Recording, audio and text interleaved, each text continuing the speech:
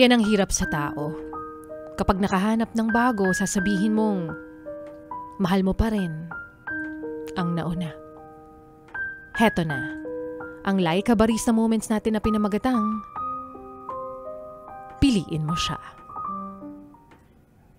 Lahat tayo ay pinanganak hindi para maging pangalawa lang. Lahat tayo ay pinanganak hindi para maging option lang.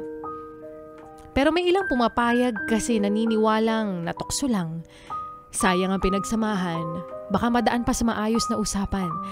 Pero may ilan naman na naniniwalang hindi ko deserve na maging pangalawa. Kaya kung nawalan ka na ng gana at nakahanap ka ng iba, kung habang tayo na-tempt ka sa iba utang na loob, piliin mo siya. Kung nagawa mong hindi maging kontento at ikumpara ako sa kanya, piliin mo siya. Kung nagawa ka niyang mapatawa at mapasaya, utang na loob, piliin mo siya. Imposible kasing nagmahal ka ng iba tapos mahal mo pa rin ang nauna. Hindi pwedeng mahal mo kami pareho ng sabay. Dahil ganun talaga sa pagmamahal. Kung ang gusto mo ay mayaman, matalino at maganda, hindi lahat yun makukuha mo. You can't have it all dahil mamimili ka lang ng isa. Ang hirap kasi sa atin, ang dali nating lumingon doon sa mga taong feeling natin nasa kanila yung standards natin.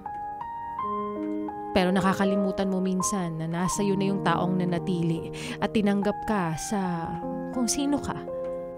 Kaya sabi nga nila, kapag nagawa mo magloko at hihingi ka ng pangalawang pagkakataon, wag na. Kasi hindi ka magloloko at hindi mo siya ipagpapalit sa iba kung sa umpisa pa lang, alam mong siya na talaga ang gusto mong makasama. Napayes ka ba sa napanood mo, yes friend? Alam mo na ang gagawin mo, ha? Hit like and subscribe. And click the notification bell para ma-update ka namin. Kung gusto mo, mag-comment ka pa. Hindi ka namin iisnabin.